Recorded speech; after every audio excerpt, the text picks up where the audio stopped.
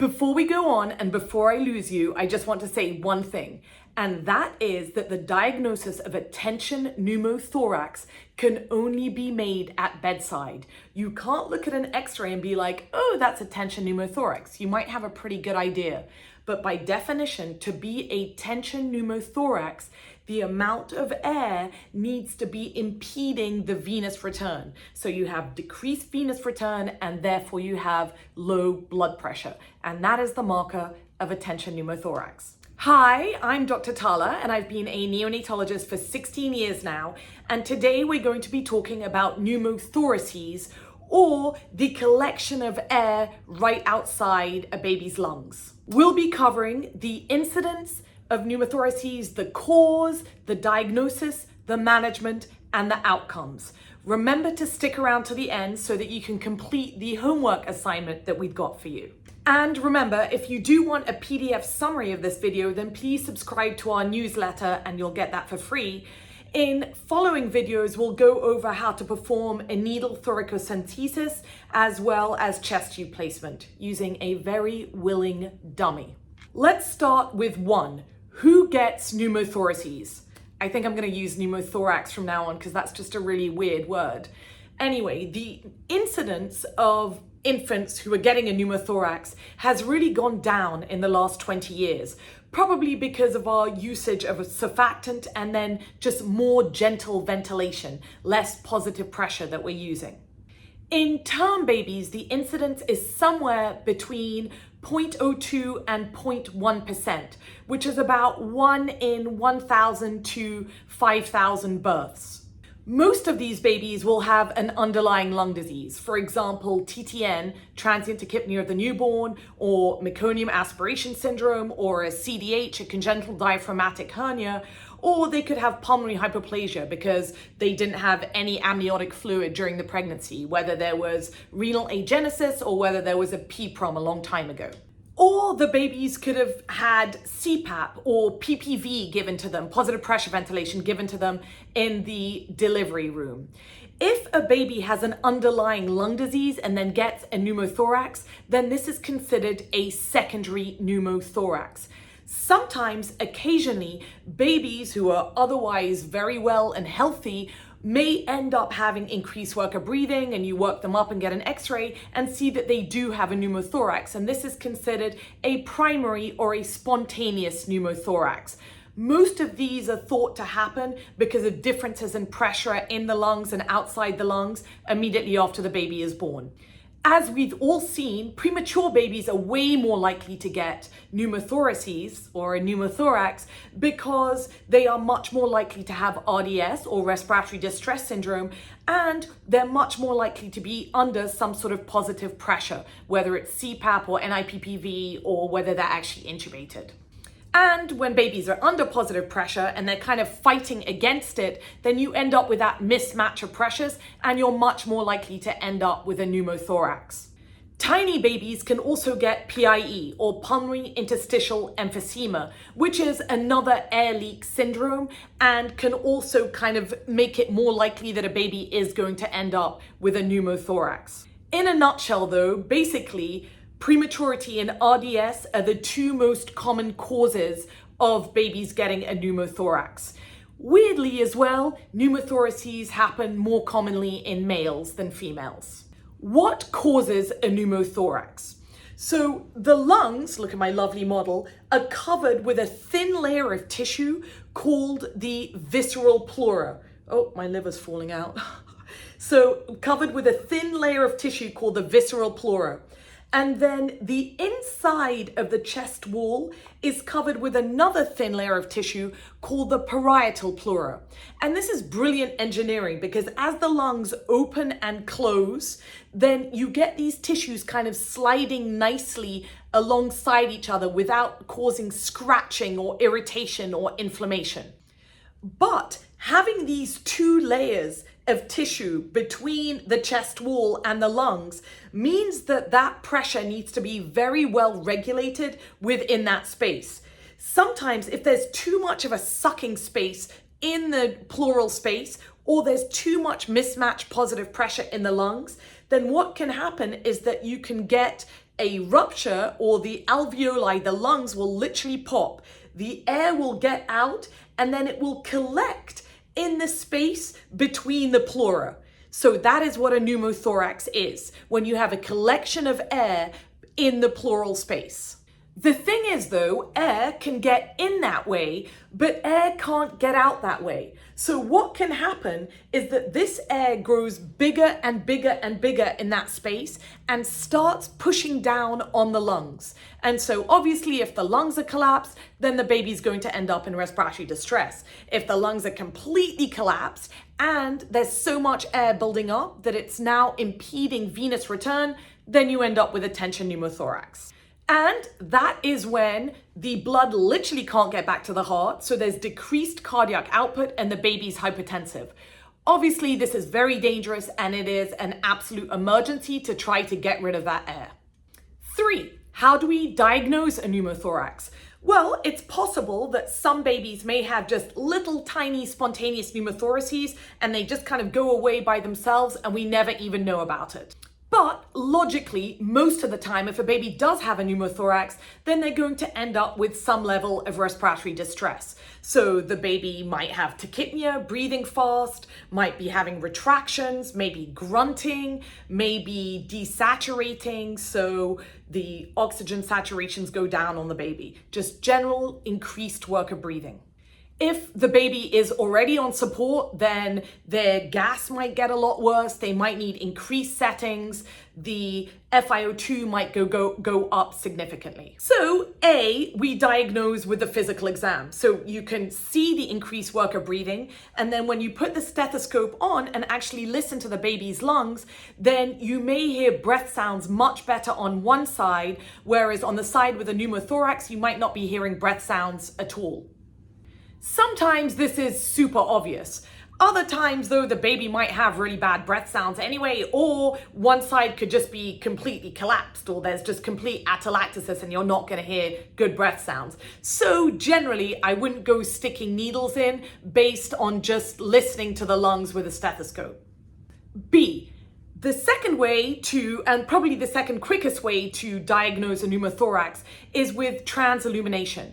So you just basically need a flashlight. We love the ones that you use to like put in IVs or peripheral art lines. And then you take that flashlight and starting kind of under the armpit or under the axilla, just like point it up under the skin all the way down to the diaphragm. If a baby does have a pneumothorax, then that side should glow a lot brighter than the other side that doesn't have a pneumothorax. So often you're checking both sides to kind of compare it to. Sometimes though, this can yield false positives. For example, if it's a really tiny baby, then honestly, everything just kind of glows bright on those tiny ones.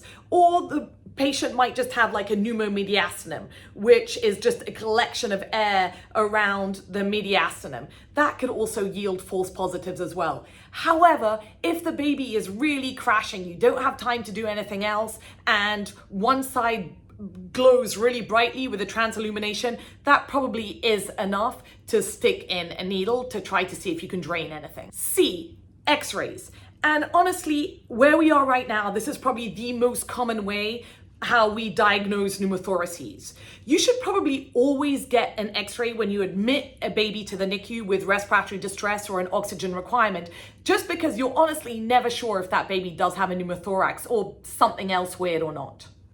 We did film a video on X-rays of babies with different lung disease. So go watch that if you want to see what a bunch of X-rays of babies with pneumothoraces look like. But basically, the pneumothorax might be just really subtle. So a pneumothorax is a slither of air, which is going to appear black on the X-ray. Sometimes it's just a tiny little bit of black right outside the lungs. And the only way that you can really tell is by seeing whether the lung markings kind of go to the edge of the chest wall. Sometimes that collection of blackness or that collection of air outside the lungs is absolutely massive. And it's pushing on the lungs, and you might even have mediastinal shift where kind of like all the middle part of the lungs is moving over to the other side. Obviously, in those cases, it's a lot more obvious. I just want to add this. Sometimes on those kind of portable x-ray machines, when you can look down at the x-ray as it's being taken, sometimes you can miss a pneumothorax. They're not necessarily as sensitive to kind of seeing all the lung markings towards the edge. So you can overcall it and undercall it on that. So try to get your reading in a place where you can kind of play around with the lightness and darkness of the x-ray to really get a good look at those lung markings.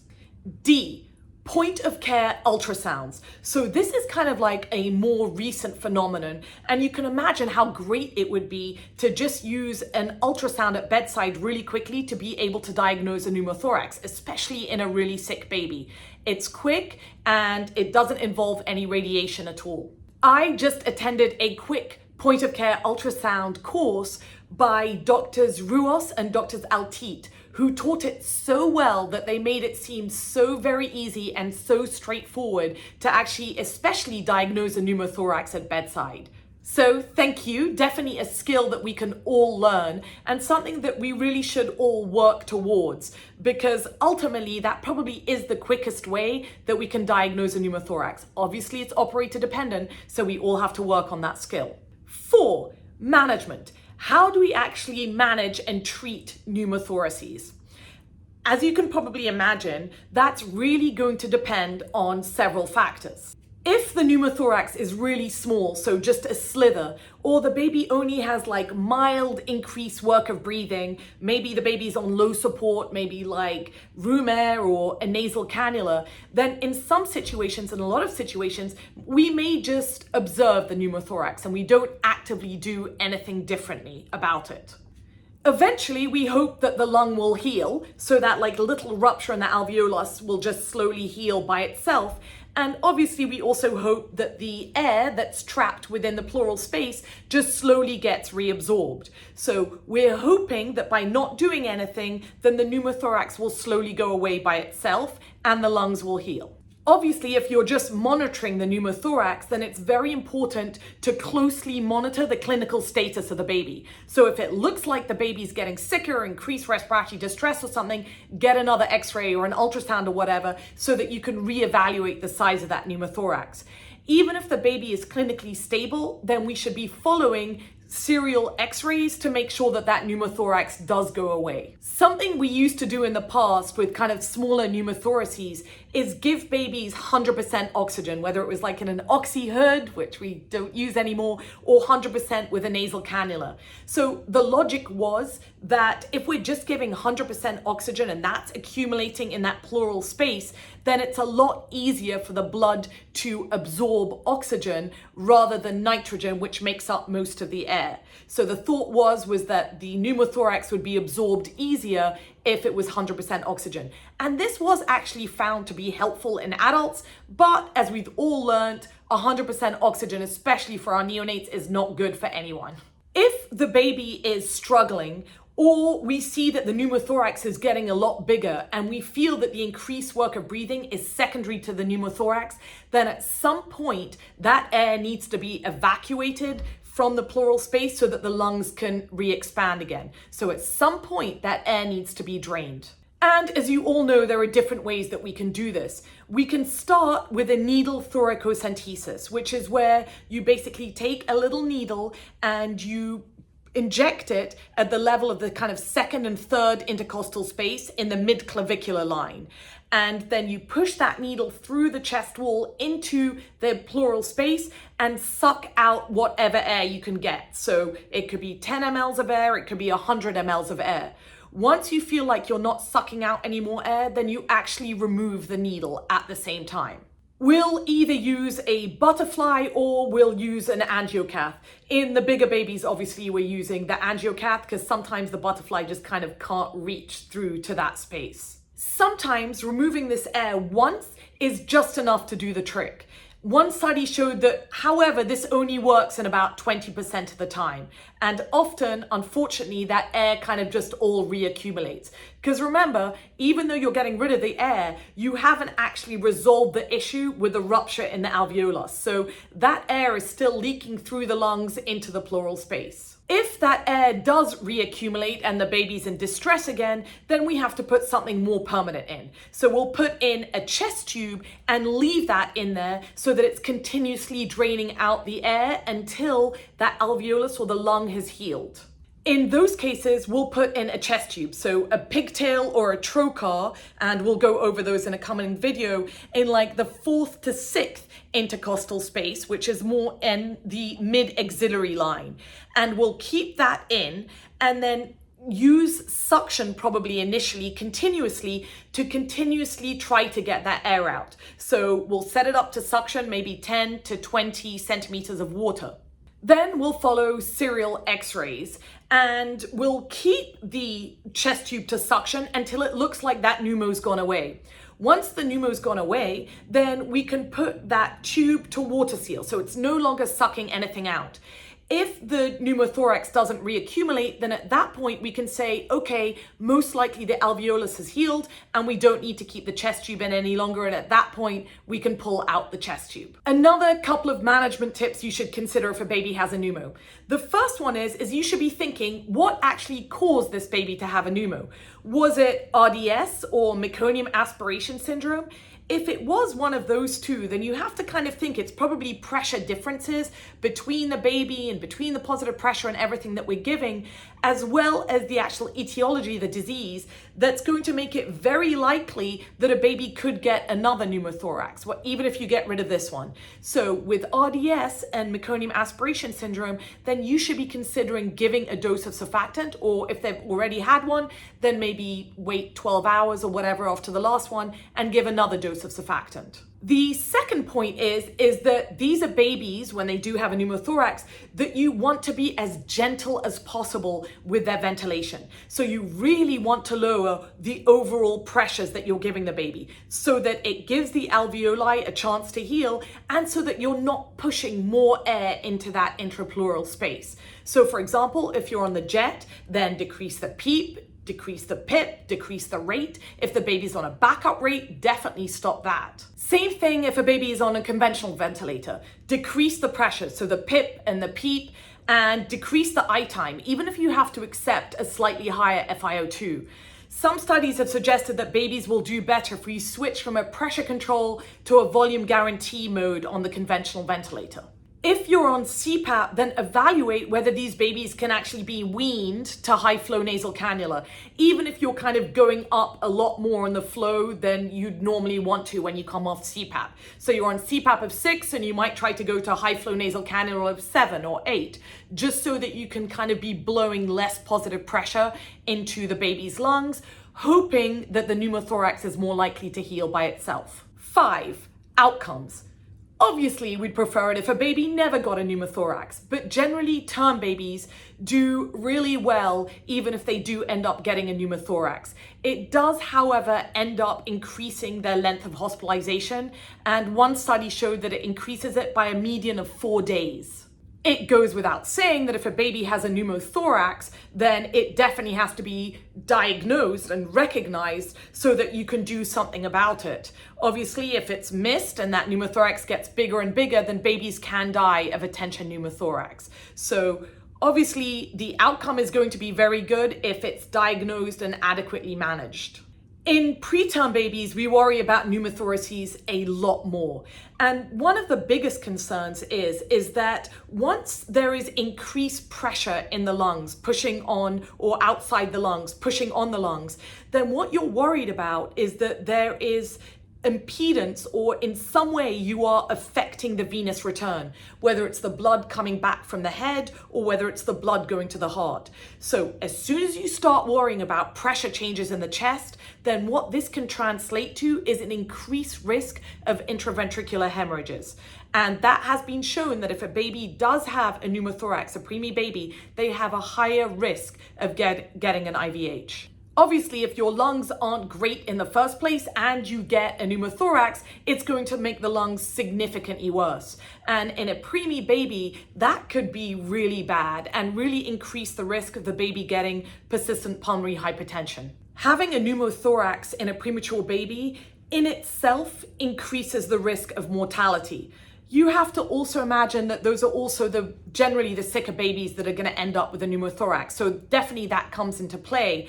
But various studies have shown that a pneumothorax in a preemie baby has a mortality rate of somewhere between 16 and 65%, which all of it seems outrageously high. But just take away from the fact that it does increase mortality. Okay, that was it. So let's go over your homework assignment. 1, describe what causes a pneumothorax. 2, name 3 scenarios where babies are more likely to get a pneumothorax. And 3, name 3 treatment options for infants with a pneumothorax. I hope you enjoyed that. If you got this far, then please like this video and subscribe to our channel if you're interested in all types of neonatal education. Thanks so much for being here.